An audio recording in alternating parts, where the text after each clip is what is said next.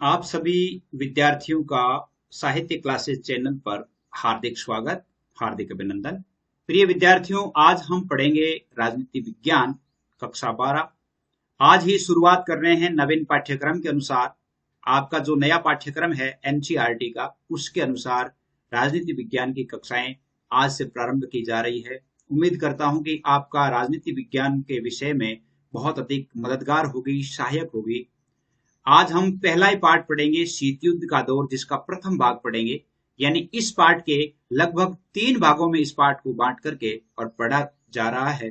तो उम्मीद करता हूं कि आपके लिए बहुत ही अच्छा होगा। बिंदुवार पूरे पार्ट का हम विश्लेषण पढ़ेंगे। बोर्ड परीक्षा के लिए प्रत्येक भाग में से कौन कौन से महत्वपूर्ण प्रश्न उभरते हैं, आते हैं, वो भी हम पढ़ेंगे। और प्रतियोगी परीक्षा की तैयारी करने वाले विद्यार्थियों के लिए यह पार्ट बहुत ही उपयोगी है। यदि कोई विद्यार्थी प्रतियोगी परीक्षा की तैयारी करता है तो उनके लिए बहुत अधिक उपयोगी है। मैं समझता हूं कि आप इस पाठ को अच्छी तरह से रुचिपूर्वक देखेंगे और इस पाठ को पढ़ने के पश्चात हम आपका जो आपकी पुस्तक है विश्व राजनीति, यानी समकालीन विश्व की जो राजनीति है, जिसको जो आपके पाठ्यक्रम में है, उस पुस्तक में से यह पाठ पहला ही पाठ है। और आप सभी की सुविधा के लिए 9610208295 इन पर आपके लिए व्हाट्सएप ग्रुप का निर्माण किया गया है। व्हाट्सएप ग्रुप में अलग अलग विद्यार्थियों के लिए, यानी बॉयज और गर्ल्स के लिए अलग अलग है, तो आप इसमें ऐड हो जाए। किसी प्रकार की कोई फीस नहीं है, निःशुल्क है।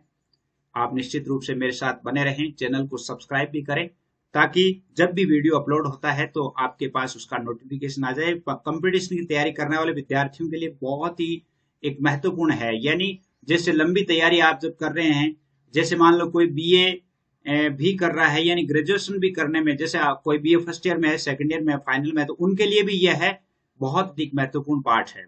उन्हें भी इस पार्ट को देखना चाहिए और ग्रुप में शामिल रहना चाहिए।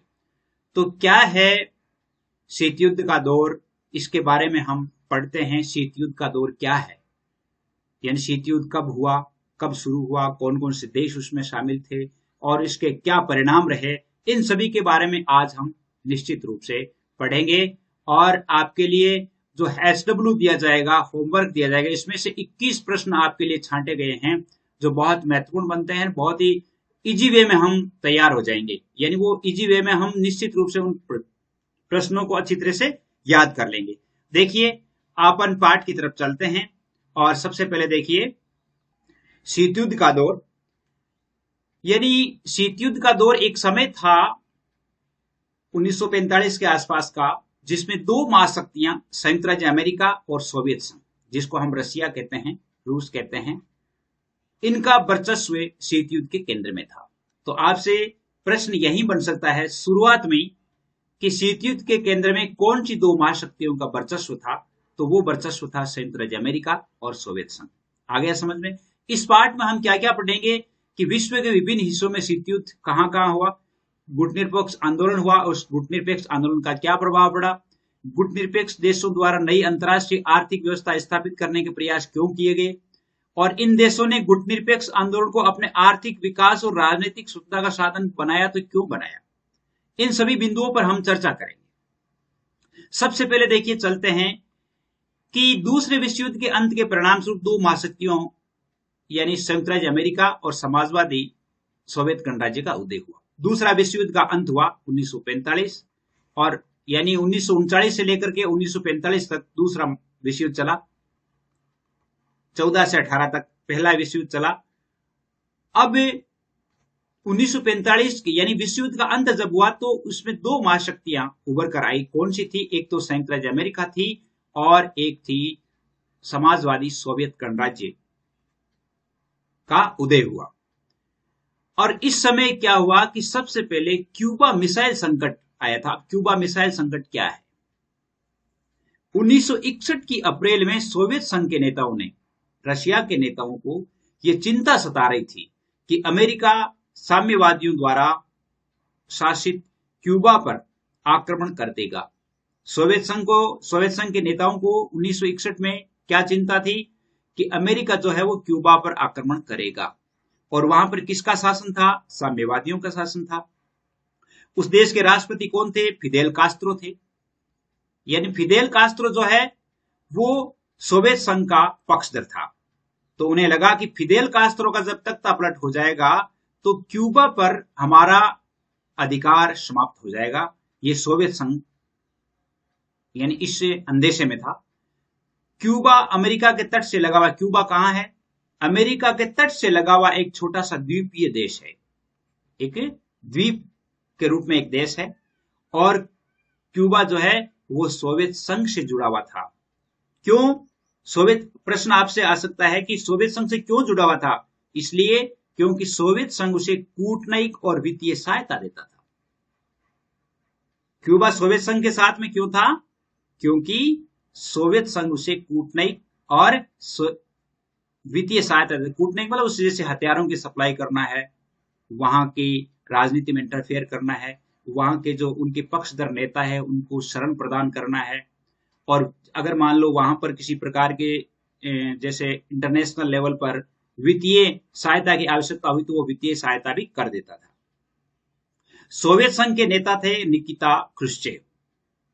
निकिता क्रुश्चेव ने क्यूबा को रूस के सैनिक अड्डे के रूप में बदलने का फैसला लिया। देखिए, इसमें यहां पर दो प्रश्न बनते हैं। एक तो प्रश्न यह बनता है कि रूस के किस नेता ने क्यूबा को सैनिक अड्डे के रूप में बदलने का फैसला लिया? तो वो तो था निकिता क्रुश्चेव। और एक प्रश्न यह बनता है कि सोवियत संघ ने किस देश को अपने सैनिक अड्डे के रूप में बदलने का फैसला किया? वो देश हो जाता है क्यूबा। वो कौन सा देश हो जाता है? क्यूबा। तो 1962 में क्रुश्चेव ने क्यूबा में परमाणु मिसाइलें तैनात की। कब की परमाणु मिसाइलें? 1962 ईस्वी में। 1961 में इन्हें चिंता हो रही थी कि क्यूबा पर आक्रमण करेगा अमेरिका, और 1962 में उन्होंने क्या कर दिया? वहां पर परमाणु मिसाइलें तैनात कर दी। और इन हथियारों की तैनाती से पहली बार अमेरिका नजदीकी निशाने की सीमा में आ गया। मतलब यहां पर जैसे वो अमेरिका से लगा हुआ द्वीपीय, यानी अमेरिका के तट से लगा हुआ है, अमेरिकी तट से लगा हुआ है।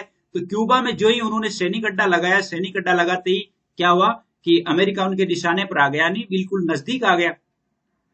हथियारों की इस तैनाती के बाद सोवियत संघ पहले की तुलना में अब अमेरिका के मुख्य भूभाग के लगभग दोगुने ठिकानों यानी शहरों पर हमला बोल सकता था। अब जैसे मान लो आपसे पूछा जाए कि क्यूबा में सैनिक अड्डा बनाने का या क्यों बनाना चाहता था सोवियत संघ, क्यूबा में सैनिक अड्डा क्यों बनाना चाहता था? इसका कारण क्या था कि वहां वह अमेरिका के मुख्य भूभाग के लगभग दुगुने ठिकानों पर और शहरों पर हमला कर सकता था।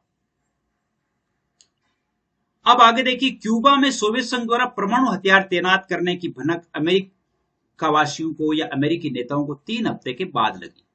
क्यूबा में जब उन्होंने अपना सैनिक अड्डा बनाया था तो उस सैनिक अड्डे की सूचना कब मिली? 3 हफ्ते के बाद। 3 हफ्ते के बाद यानी यूं मान सकते हैं 21 दिन, 20-21 दिन बाद। और उस समय अमेरिका के राष्ट्रपति जॉन एफ कैनेडी और उनके सलाहकार ऐसा कुछ भी करने से हिचकिचा रहे थे जिससे दोनों देशों के बीच परमाणु युद्ध शुरू हो जाए, क्योंकि वहां पर उन्होंने, सोवियत संघ ने वहां पर अपना सैनिक अड्डा बना लिया, हथियारों की तैनाती, सैनिक लगा दिए, लेकिन अमेरिका युद्ध के मूड में नहीं था। युद्ध के मूड में नहीं था क्योंकि उन्हें पता था कि आर्थिक व्यवस्था है वो खराब हो जाएगी, तहस नहस हो जाएगा। लेकिन वे इस बात को लेकर दृढ़ थे कि क्रुश्चेव क्यूबा से मिसाइलों और परमाणु हथियारों को हटाए। लेकिन अमेरिका ये चाहता था कि क्रुश्चेव जो है वो क्यूबा में जो उन्होंने मिसाइलें लगाई है, जो सैनिक अड्डा बनाया है, जो परमाणु हथियारों की सप्लाई की है, उनको हटा लिया जाए तो अच्छा है। कैनेडी ने आदेश दिया। कैनेडी ने क्या आदेश दिया? देखिए, कैनेडी ने आदेश दिया कि अमेरिकी जंग बेड़ों को आगे करके, अमेरिकी जंगी बेड़, जंगी मतलब युद्धी बेड़, जो युद्ध में काम लेने वाले जो बेड़े हैं, जहाज हैं, उनको आगे करके क्यूबा की तरफ जाने वाले सोवियत जहाजों को रोका जाए। अब उन्हें पता था कि उधर से, उनके पानी से, उनके समुद्र से जो भी जहाज जा रहे थे, किसके? सोवियत संघ के। और अमेरिका ने कहा कि अपने जो जंगी बेड़े हैं, अर्थात युद्ध में काम लेने वाले जो जहाजें हैं, उन जहाजों को आगे कर दो और वहां की जो जहाजें जितनी भी है उन जहाजों को रोक लिया जाए। इस तरह अमेरिका सोवियत संघ को मामले के प्रति अपनी गंभीरता की चेतावनी देना चाहता था। अमेरिका ये चाहता था कि उन जहाजों को जब हम रोकेंगे तो सोवियत संघ सोचने पर मजबूर होगा कि हमारे साथ भी कुछ ऐसी गड़बड़ हो सकती है। ऐसी स्थिति में ये लगा कि युद्ध होकर रहेगा। अब जब दोनों देश, यानी एक तो वहां पर जिस सोवियत संघ तो क्यूबा में क्या कर लेता है, हवाई अड्डा बना लेता है, सैनिक अड्डा बना लेता है, और सैनिक अड्डा बनाने के बाद इधर अमेरिका जो है उधर से आने वाले जहाजों को रोक रहा है। तो इसका अर्थ सीधा सा यही हुआ कि इन दोनों के बीच में तनातनी हो गई है और इसी तनातनी से युद्ध होगा, और इसी युद्ध को क्यूबा मिसाइल संकट के नाम से जाना जाता है। यानी दोनों तरफ, दोनों देशों के, यानी अमेरिका और सोवियत संघ के बीच जो तनातनी थी और युद्ध होने के जो आसार थे, उसे ही क्या कहा जाता है, मिसाइल संकट कहा जाता है। तो आपको यदि पूछा जाए कि मिसाइल संकट क्या है, तो आप आसानी से जवाब दे सकते हैं। इस संघर्ष की आशंका ने पूरी दुनिया को बेचैन कर दिया। अब जैसे ये क्यूबा मिसाइल संकट था, तो इससे केवल दो देश ही बेचैन नहीं थे, बल्कि दूसरे देशों पर भी इनका असर हो रहा था। और ये टकराव कोई आम युद्ध नहीं था। दोनों पक्षों ने युद्ध टालने का फैसला किया था। दोनों जो देश है वो युद्ध करना नहीं चाहते थे, और जब दोनों देशों ने युद्ध करने का फैसला नहीं करने का फैसला लिया, तो दूसरी जो दुनिया के लोग थे, यानी दूसरे जो लोग थे, दूसरे देशों के लोग थे, उन्हें भी चैन की सांस ली। सोवियत संघ के जहाजों ने या तो अपनी गति धीमी कर ली या वापसी का रुख कर लिया। अब इससे क्या हुआ, जब उन्होंने जहाजों को रोकना शुरू कर दिया, तो सोवियत संघ ने क्या किया, यानी जहाज है वो कम वहां पर लाए, या फिर उन्होंने उनके जो जहाज थे वो अपने देश की तरफ उन्होंने वापस ले लिया। और क्यूबा मिसाइल संकट जब था, तो यह शीत युद्ध का एक चरम बिंदु था। शीत युद्ध का चरम बिंदु किसे कहा जाता है, क्यूबा मिसाइल संकट। क्यूबा मिसाइल मतलब क्यूबा में सोवियत संघ की जो मिसाइलें लगाई गई थी, सैनिक अड्डा बनाया गया था, और यही क्यूबा मिसाइल संकट के नाम से जाना जाता है। शीत युद्ध सिर्फ जोर आजमाइश, सैनिक गठबंधन अथवा शक्ति संतुलन मामला भर नहीं था, बल्कि इसके साथ साथ विचारधारा के स्तर पर भी एक वास्तविक संघर्ष जारी था। विचारधारा यानी सोवियत संघ की और अमेरिका दोनों की विचारधाराएं नहीं मिलती थी, और एक विचारधारा का भी युद्ध था। एक क्या चाहता था, विचारधारा जो थी वो किस बात को लेकर थी, वो ये थी कि पूरे विश्व में राजनीतिक, आर्थिक, सामाजिक जीवन को सूत्रबद्ध करने का सबसे बेहतर सिद्धांत कौन सा है। अमेरिका जैसे राजनीतिक, आर्थिक और सामाजिक जीवन को किस तरह देखती है, सोवियत संघ जो है वो राजनीतिक, आर्थिक और सामाजिक जीवन को किस तरह देखता है। दोनों के सिद्धांत आपस में मिलते नहीं थे, और तो ये एक वैचारिक संकट भी था। अब इसमें क्या हुआ कि इससे दो बातें हो गई, एक तो पश्चिमी गठबंधन बन गया और एक पूर्वी गठबंधन बन गया। यानी इन वैचारिक मतभेदों के कारण एक पश्चिमी गठबंधन हुआ, और पश्चिमी गठबंधन की अगुवाई कौन कर रहा था, अमेरिका कर रहा था। और इस गुट को एक उदारवादी लोकतंत्र और पूंजीवाद का समर्थक था। पश्चिमी गठबंधन किसका समर्थक था, उदारवादी लोकतंत्र का और पूंजीवाद। अब उदारवादी लोकतंत्र क्या है, उदारवादी लोकतंत्र है जिसमें व्यक्तिवाद, जिसको कह सकते हैं, व्यक्ति को अधिकाधिक विकास करने की स्वतंत्रता होती है। पूंजीवादी यानी उदारवाद कह सकते हो, पूंजीवादी कह सकते हो, व्यक्तिवादी व्यवस्था भी कह सकते हो। और पूर्वी गठबंधन का अगुवा था सोवियत संघ, और इस गुट की प्रतिबद्धता थी समाजवाद और साम्यवाद। समाजवाद और साम्यवाद का अर्थ है कि प्रत्येक व्यक्ति को साथ लेकर चला जाए। यानी साम्यवाद और समाजवाद जब आप पढ़ेंगे कि साम्यवाद क्या है, समाजवाद क्या है, तो उनके बारे में आप निश्चित रूप से जान जाएंगे। अब हम देखेंगे कि शीत युद्ध है क्या। शीत युद्ध क्या है। 1945 में मित्र राष्ट्रों और धुरी राष्ट्रों के बीच दूसरे विश्व युद्ध 1939 से 45 की समाप्ति हो गई थी। अब दो तरह के राष्ट्र थे, एक तो थे मित्र राष्ट्र और एक थे धुरी राष्ट्र। धुरी राष्ट्र, मित्र राष्ट्र और धुरी राष्ट्र। मित्र राष्ट्र जो थे उनका नेता कौन था, अमेरिका था। मित्र राष्ट्रों की अगुवाई अमेरिका और ब्रिटेन और फ्रांस कर रहा था। अमेरिका, सोवियत संघ, ब्रिटेन और फ्रांस कर रहा था। धुरी राष्ट्रों की अगुवाई कौन कर रहा था, जर्मनी, इटली और जापान कर रहा था। धुरी राष्ट्र में कौन कौन से थे? जर्मनी, इटली और जापान। और मित्र राष्ट्रों में अमेरिका, सोवियत संघ, ब्रिटेन और फ्रांस, ये थे।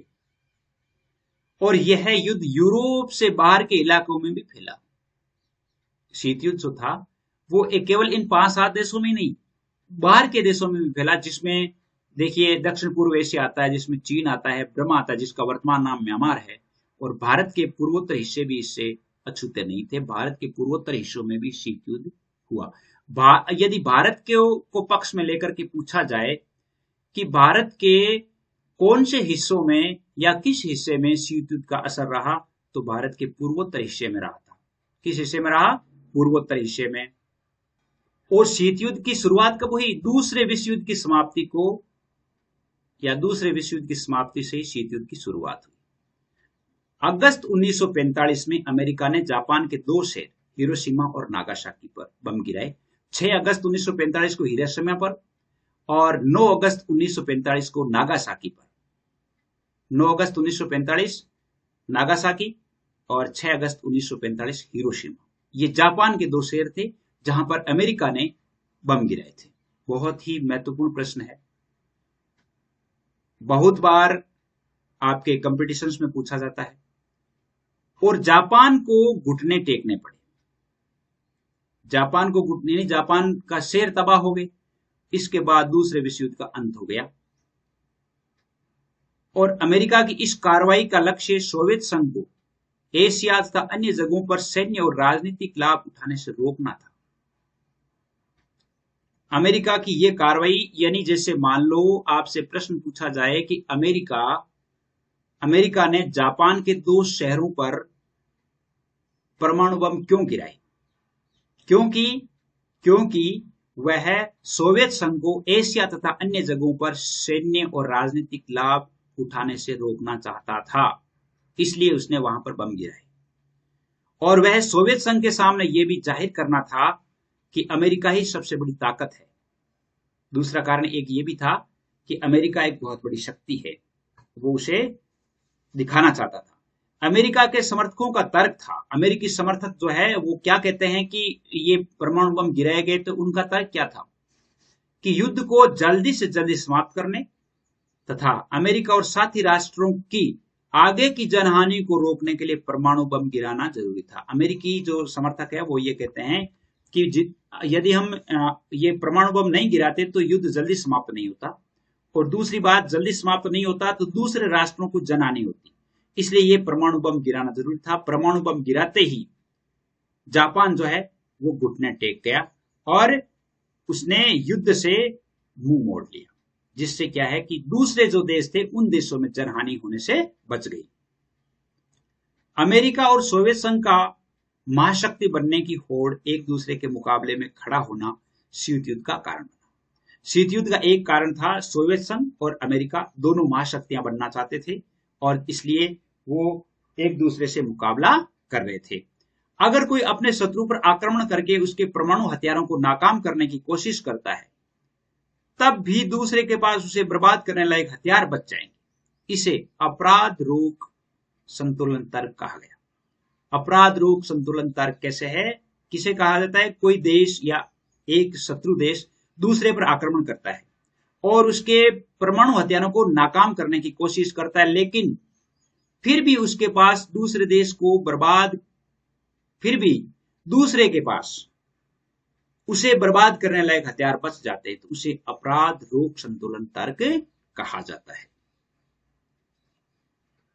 अमेरिका द्वारा हिरोशिमा और नागासाकी पर जो बम गिराए गए, इन बमों के नाम थे, एक का नाम था लिटिल बॉय और एक का नाम था फैटमैन।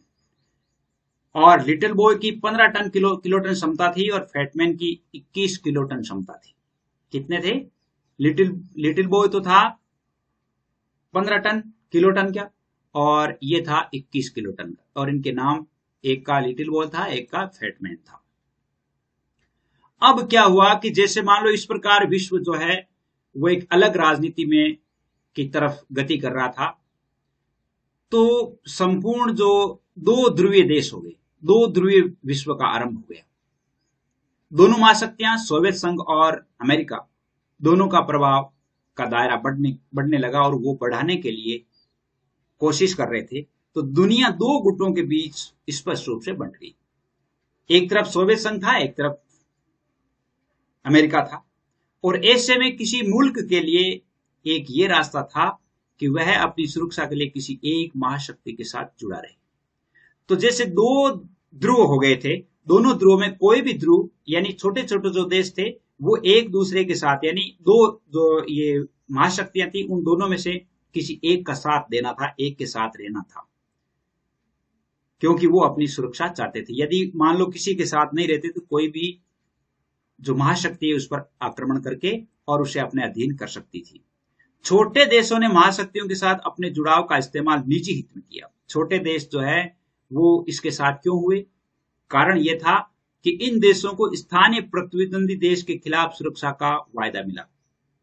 एक तो प्रॉमिस ये किया गया, जिस महाशक्ति के साथ ये हुए थे छोटे देश, उस महाशक्ति ने उनसे कहा कि आपके देश की रक्षा की जाएगी, आपका जो प्रतिद्वंदी देश है उसका आक्रमण हमारा आक्रमण माना जाएगा।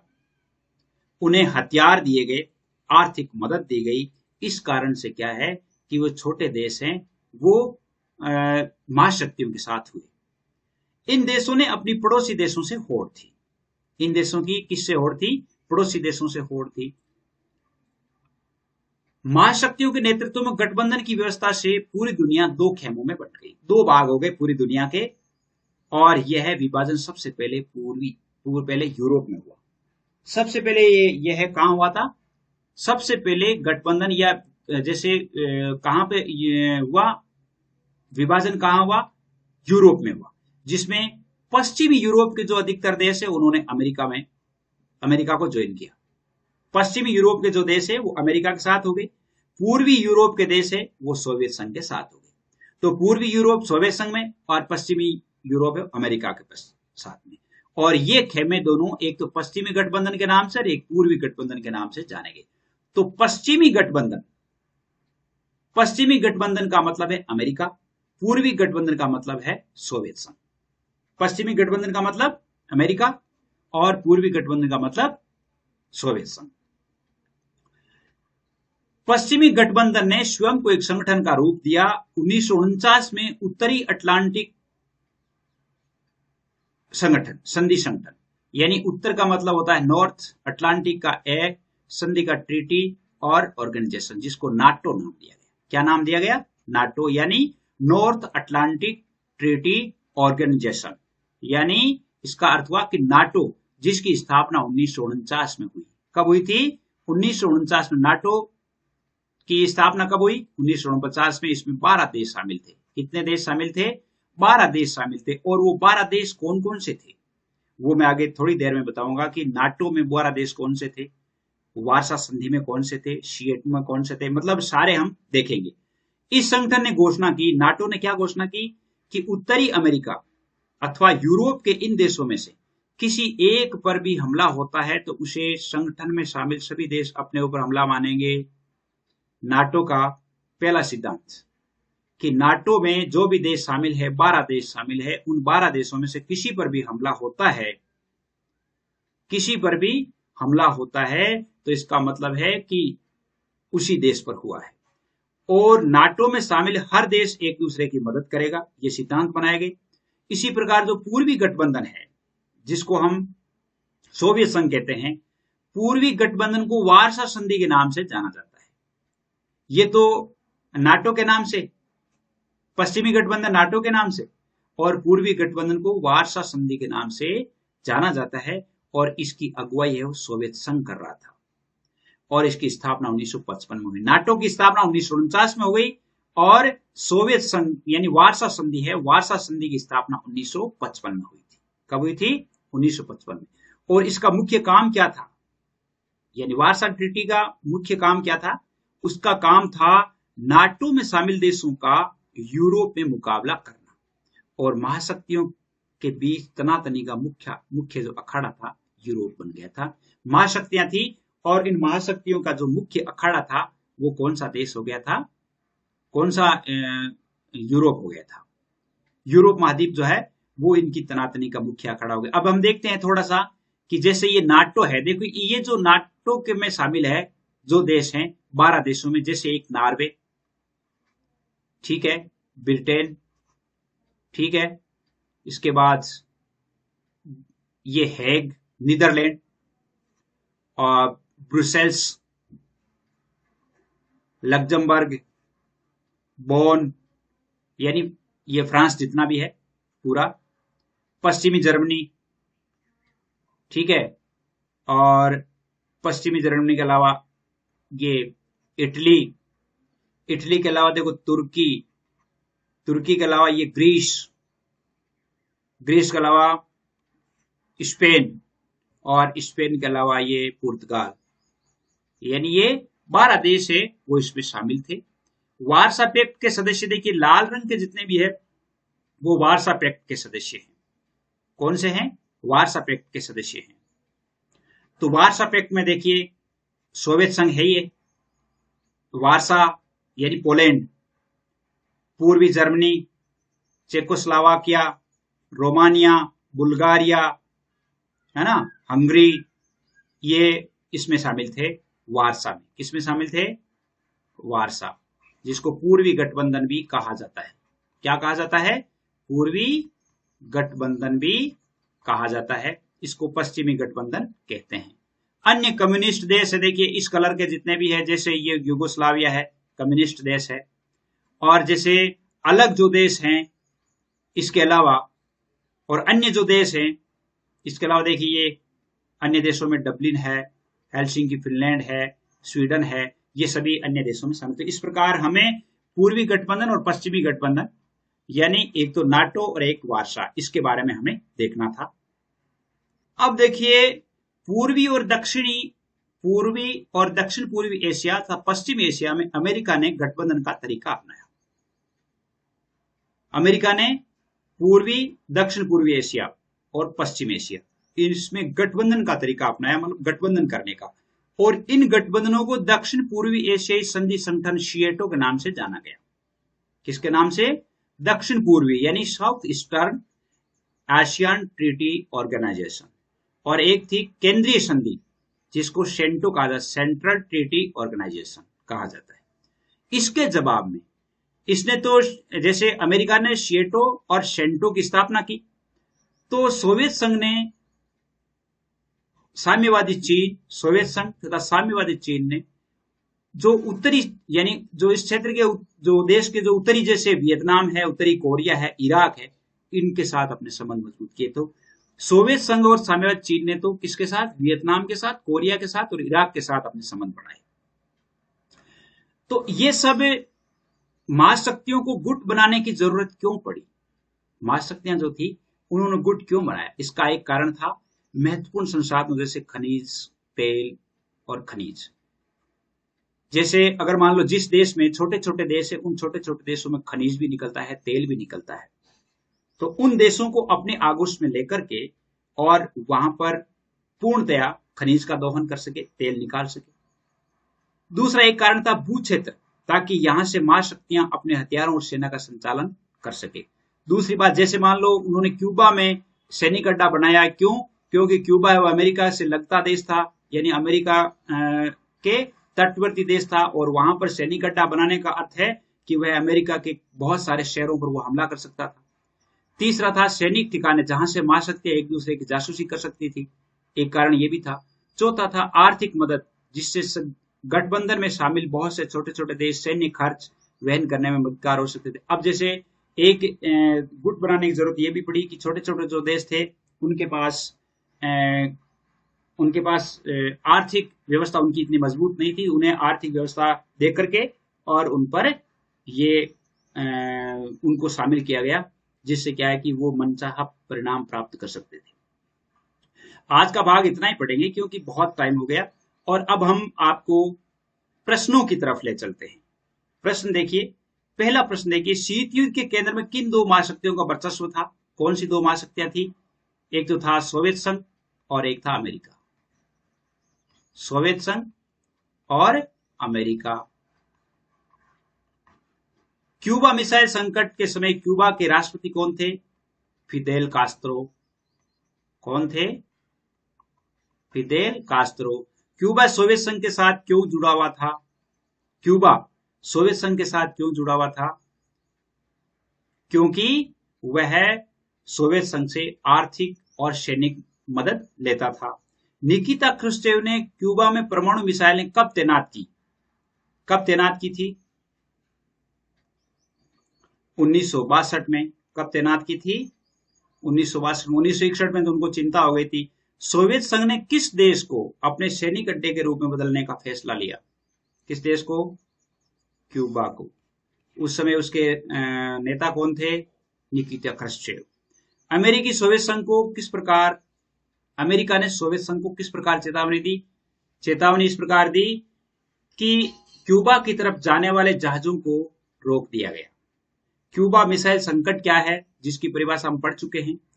पश्चिमी गठबंधन का अगुवा देश कौन था? पश्चिमी गठबंधन का अमेरिका। कौन सा था? अमेरिका। दूसरा विश्व युद्ध कब से कब तक चला? 1939 से 1945। शीत युद्ध के दौरान मित्र राष्ट्रों के नाम बताइए। शीत युद्ध के दौरान जो मित्र राष्ट्र थे वो कौन कौन से थे? और वो थे अमेरिका, सोवियत संघ, फ्रांस, ब्रिटेन। आगे देखिए, अगला प्रश्न है, शीत युद्ध के दौरान धुरी राष्ट्रों के नाम बताइए। धुरी राष्ट्र कौन से थे? और वो थे जर्मनी, इटली, जापान। शीत युद्ध की शुरुआत कब हुई? यानी शीत युद्ध की शुरुआत हुई द्वितीय विश्व युद्ध के बाद, यानी यूं कह सकते हैं 1945। द्वितीय विश्व युद्ध की समाप्ति के पश्चात अमेरिका ने परमाणु बम कहां और कब गिराए? कहां गिरे थे? जापान के 2 शहर हिरोशिमा व नागासाकी पर। कब गिरे थे? हिरोशिमा पर 6 अगस्त 1945, नागासाकी पर 9 अगस्त 1945। अमेरिकी समर्थकों के अनुसार परमाणु बम गिराने का क्या कारण था? देखिए, अभी अपन ने पढ़ा है। अमेरिकी समर्थक बताते हैं कि युद्ध को शीघ्रातिशीघ्र समाप्त करने तथा विश्व के अन्य देशों की जनहानि से, विश्व को अन्य देशों के साथ जनहानि से बचाने के लिए परमाणु बम गिराना आवश्यक था। अपराध रोग और संतुलन तर्क किसे कहा गया है? एक देश द्वारा दूसरे देश के जितने भी हथियार है, उन हथियारों को नष्ट करने के पश्चात भी उसके पास यदि किसी देश से लड़ने के लिए हथियार उपलब्ध रहते हैं या वह उसके का मुकाबला करने में समर्थ होता है, जिसे अपराध रोग संतुलन कहा गया है। अमेरिका द्वारा जापान के 2 शहरों पर गिराए गए बमों के नाम बताइए। एक का नाम था लिटिल बॉय, जो कि 15 किलोटन का था, और एक था फैट मैन। दूसरा क्या था? Fat man. छोटे देश महाशक्तियों के साथ क्यों मिले? क्योंकि उन्हें वहां से एक तो सुरक्षा का वायदा दिया गया था, यानी उनकी सुरक्षा करने का महाशक्तियों द्वारा वायदा दिया गया था। दूसरी बात, उन्हें आर्थिक मदद भी दी जाती थी। नाटो की स्थापना कब हुई? कितने देश शामिल थे? 1949 में हुई थी और इसमें 12 देश शामिल थे। पूर्वी गठबंधन को किस नाम से जाना जाता है? पूर्वी गठबंधन को वारसा के नाम से। पूर्वी गठबंधन की अगुवाई सोवियत संघ। कौन कर रहा था? सोवियत संघ। महाशक्तियों ने अपने गुट क्यों बनाए? महाशक्तियों ने अपने गुट इसलिए बनाए कि छोटे देशों में खनिज और तेल निकाल सके, वहां पर अन्य देशों की जो महाशक्ति है उसके नियंत्रण को रोका जा सके। देखिए, इसमें अलग अलग बताए हुए ना, यहाँ पे सैनिक ठिकाने जहां पर महाशक्तियां एक दूसरे की जासूसी कर सके, आर्थिक मदद, और गठबंधन में शामिल बहुत से छोटे देश जिनको सैन्य खर्च और मदद करके और उन लोगों को अपने साथ शामिल किया गया। इस प्रकार हमने देखा कि ये जितने भी जो प्रश्न थे, 21 प्रश्न थे, वो बहुत ही अच्छे और आपके लिए मददगार भी हैं। तो उम्मीद करता हूं कि आपके लिए यह वीडियो बहुत अच्छा रहेगा। अधिक से अधिक देखें, अपने दोस्तों को भी शेयर करें और चैनल को आप सब्सक्राइब कर लें। 9610208295 पर आप शामिल हो जाएं। आज के लिए बस इतना ही। जय हिंद, जय भारत।